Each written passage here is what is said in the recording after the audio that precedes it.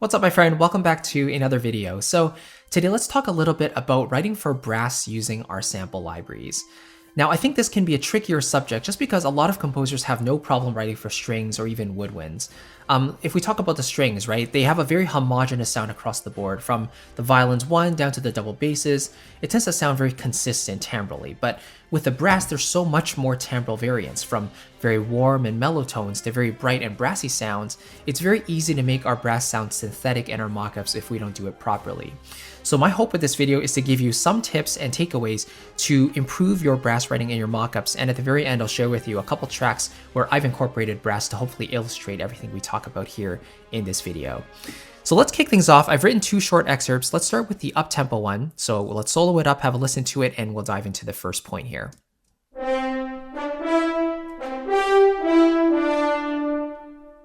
Okay, let's have one more listen here.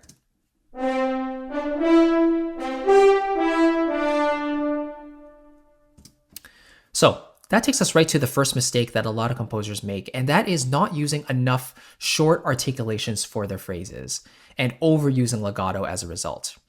Now, this is very common because I feel like, again, with strings and woodwinds, a lot of times when we think of melody writing, we default to legato, which makes a lot of sense. It's a lot smoother and richer and more lyrical, creates those beautiful results. But with brass players tend not to use legato quite as much as strings and woodwinds in my experience. And when we can use more short articulations to really put forth the phrases, it actually can be very, very effective. And this brings us to the topic of the genre or the style of your piece as well. Like if you're writing something more up-tempo, like let's say adventure or action, naturally short articulations are going to bring forth the phrase a lot more, with a lot more impact than just legato lines, right? Like I could play the same phrase in legato. Let's have a listen to what that sounds like.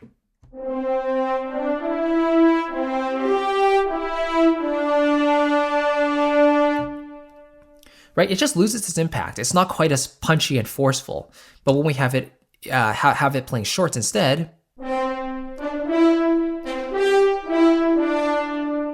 it actually makes it feel a lot more punchy and appropriate for the style of music that I'm writing here. Now, in case you're curious, I'm using Cinebrass.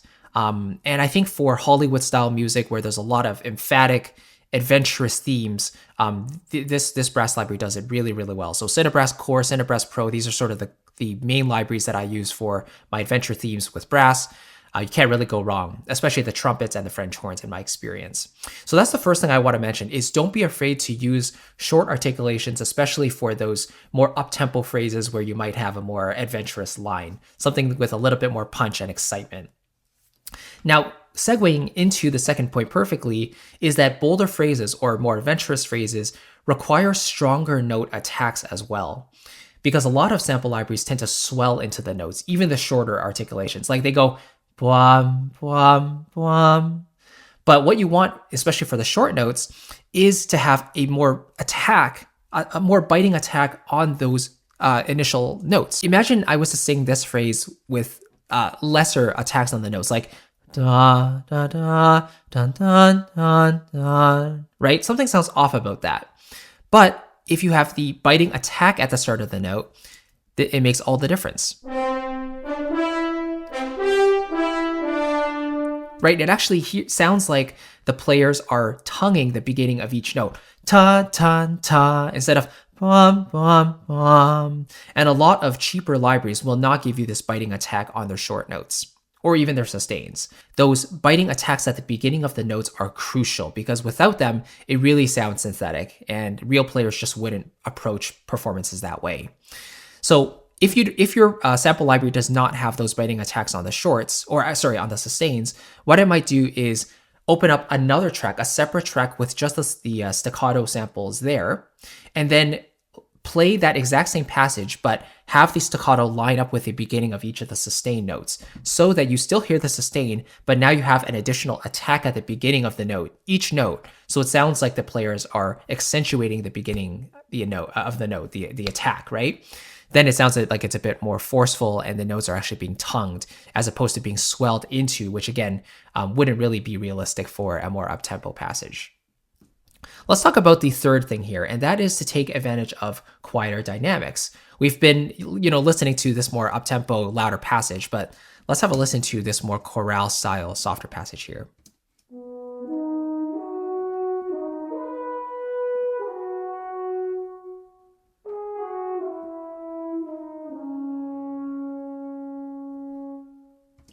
Okay, let's have one more listen.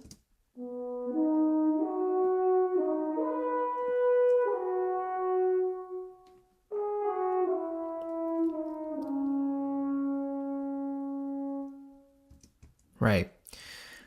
So it's really simple, but brass players have a really beautiful quality at the bottom of their dynamic range as well, especially, you know? I think a lot of us were so used to hearing trailer music, even John Williams scores, where he scores a lot of fortissimo passages with the trumpets and the horns. But we have to realize that a lot of players don't need to play loud all the time. In fact, it's really taxing on them.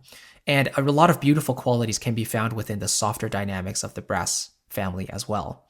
So imagine if I was to play this same legato line, but at the loudest dynamic range that this library offers. Let's hear what that sounds like.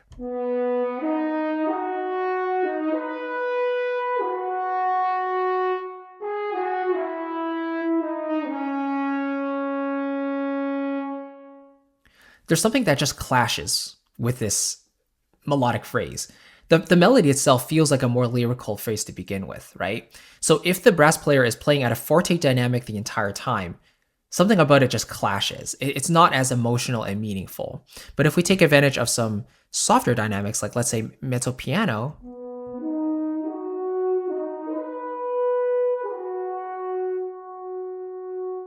right? It allows the instrument to sing and with a warmer tone, and we don't have to be straining our ears with just loud, loud, loud all the time. So keep that in mind. When we're writing for brass, one of the dead giveaways of mockups is just having the mod wheel at the top or using the highest velocity on your shorts throughout the duration of the piece. It really is not realistic because, again, it's a very taxing thing for players to do, to play super loudly. And so if you can use softer dynamics, you can write longer phrases. It's going to sound better, sound more realistic, and sound more manageable as a result too. So take advantage of quieter dynamics and don't just use fortissimo in your passages. My rule of thumb is write like 80% in the softer dynamics, and for those climactic moments or those big crescendo moments, then use that 20% of fortissimo to really accentuate those high notes, but spend the majority of your time in the lower dynamics. Now, let's talk about step 4, and that is on longer notes. For example, this last note right here and this note right here, always ride the mod wheel. And mod wheel is typically associated with dynamics, dynamic layers, right? Because real players will usually swell into the note or taper away from the note instead of staying on that same dynamic the whole time. So again, let's hear this phrase maybe played a little bit louder, and let me hold and extend this last note for a little bit. So let's have a listen.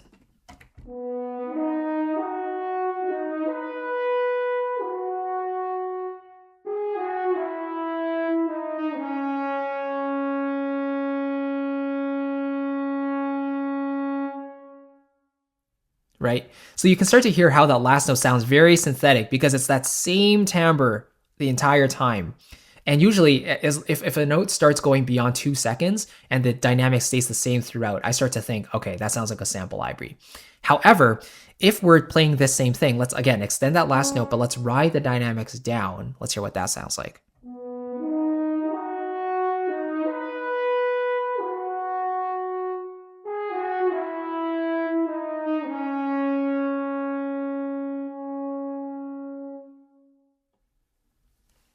Now it feels like we're actually tapering away from the phrase. It feels like what a natural performer would do. They will play the note and then realizing the phrase is about to end, they go quieter, they let up a little bit on it, and then they release, right? It's very rare for you to go da da da da da and then abruptly cut off like that, right? So especially for notes, again, that are longer, think longer than a half note, I would either ride it down to taper away from a phrase, or if you're starting a phrase, you can swell into it. Right? Instead of starting it super strong. Unless that's what you want. If you want a stronger attack, then you can certainly go with it. But for a longer note,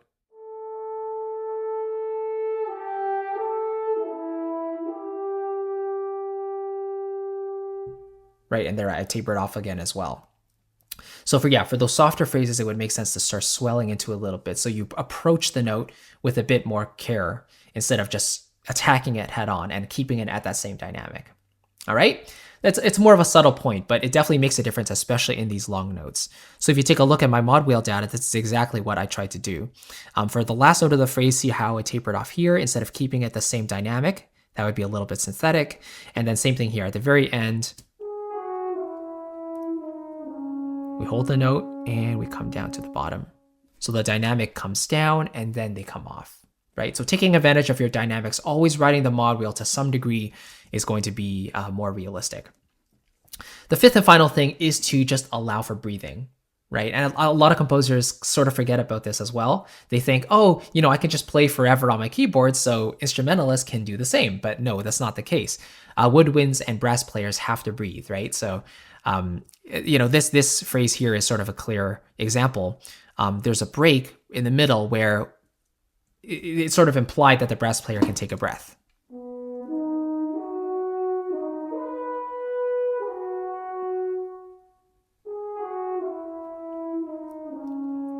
Right? It's like halfway through the phrase, they can take a breath and then continue in the phrase.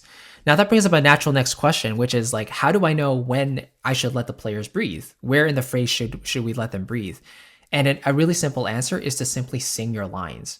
Because if you can sing your lines, where you naturally want to take a breath is probably where you should let them take a breath as well. So if I was to sing this phrase, da da da da da da, da da da da da, right? I naturally want to breathe halfway through that phrase. If I just go da da da da da da, something about that sounds really unnatural, right? So that kind of brings us to that last point. Just sing your phrases. I actually wrote this down in the first line too, to help you decide what articulations to use. Should it be short articulations, longer ones like legato or sustains? So singing is great. It serves so many purposes, right? All right, with that said, let's take a look at an example here. I'll play through my piece and we'll just listen through the A section and sort of recap what's going on.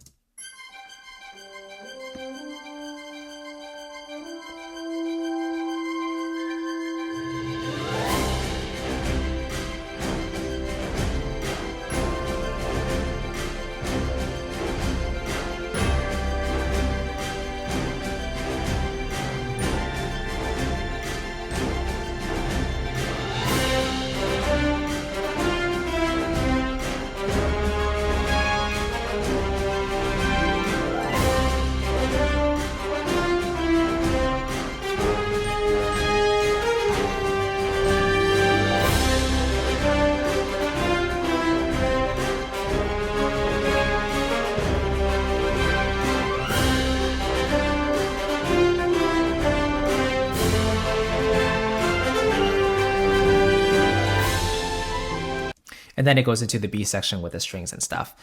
So the main thing I just want to point out here is that when the melody comes in, I'm using a lot of short notes, right? I could have gone with a more legato articulation like da da da da da da da da da da da da, but that introduces some problems. First of all, it's not idiomatic to the style of this piece. It's more exciting in general. So short notes by default are going to work for this style more.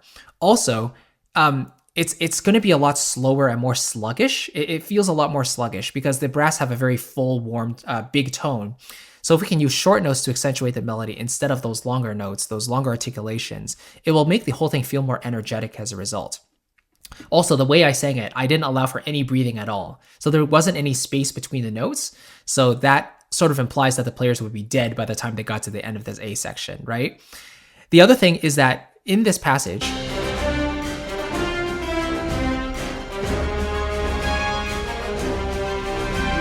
the brass players are playing loudly, but they're not playing super loudly. Like the dynamic I chose for those short notes is sort of around like 70, 80%, around like forte, but it wasn't fortissimo. Like they could have, the library Cinebrass, I use the same library by the way, for the demo, Cinebrass, it could have gone even louder and it might have worked, but because this is just the beginning of the piece and I'm trying to portray a theme that's declamatory, but not necessarily super intense and in your face all the time, I didn't feel that a fortissimo dynamic layer was really necessary. So there's a little bit of restraint there, and I think that's important. Like we don't always want to be using the loudest dynamic all the time. All right, let's take a look at the other example here. Now this actually does incorporate a more legato phrasing for the theme in the A section. So let's have a listen to it and have a quick talk about it.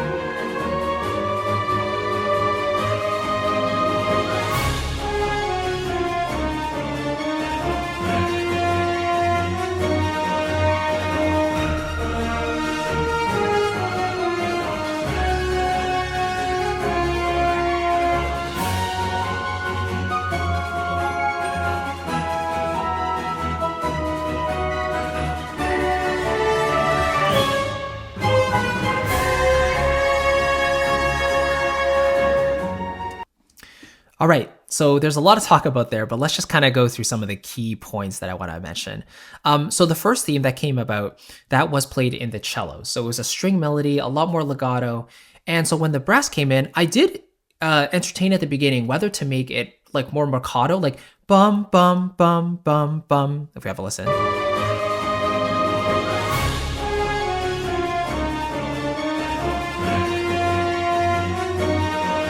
Right? So the bum, bum, bum, bum, where we have a more marcato approach to every single note, that could have worked. But in this case, I wanted to maintain the more lyrical nature of the melody because it's sort of stepping just downwards and kind of going back up. I actually liked how it sounded with legato. So this is one of those rare cases where playing legato at a sort of a higher dynamic seemed to work for this piece, in my opinion. And then at the end of that first phrase, da, ba, bum, there's that instant short note, da, da, da, right? So there I key switched a short articulation and then went back to the sustain. Same idea for this response here. Da, da, da, da, da, ba, ba, right? So that's important. When you have faster notes in the phrase, don't be afraid to use those short articulations. And then the woodwinds take over for 4 bars, and then the horns come back in.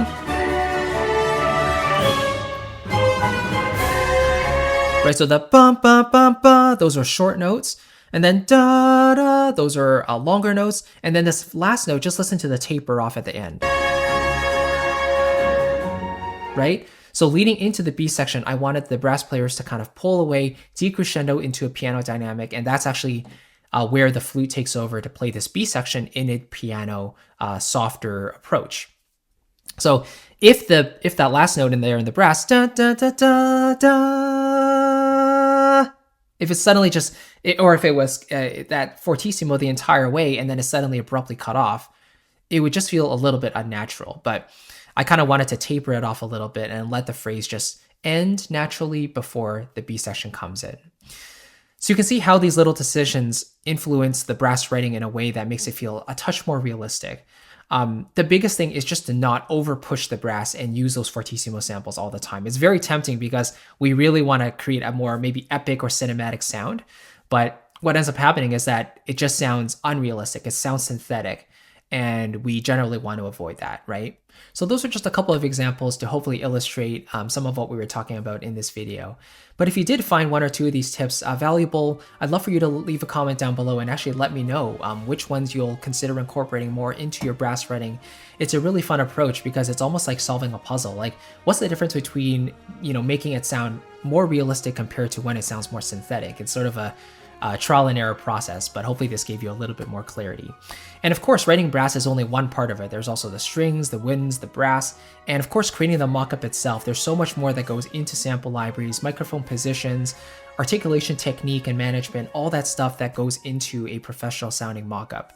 So if you're curious about how to take your entire mockup to that next level, to go from your initial piano sketch and have that step-by-step roadmap to go to a polished final master, I'd actually love for you to join me on the very next Mockup Mastery Challenge. And this is a 5-day challenge I'll be running from Monday to Friday afternoons that will go through the exact process, the exact streamlined workflow that I use personally to create all my mockups from scratch. I'll take you through how I create a mockup map to set the foundation, go through my decision making when it comes to instruments, choosing which ones are the best to communicate my musical ideas. I'll walk you through my mixing process, how I master all that stuff over the course of 5 days. And if you follow along and put what you learn into practice, you will walk away with a polished, professional sounding mockup as well. So it's really results oriented. It does take work, but that's why we're here, right? Not to waste time, but to actually make our music better. So I'd love to invite you to that. All the details are down below in the description. And if you'd like to sign up and join me there, it'd be a pleasure to have you. And I can't wait to help you with your mockups. So looking forward to seeing you in the next video. Let me know if you have any questions, or again, let me know your favorite tips down below in the comments, and I'll see you in the next one. Take care.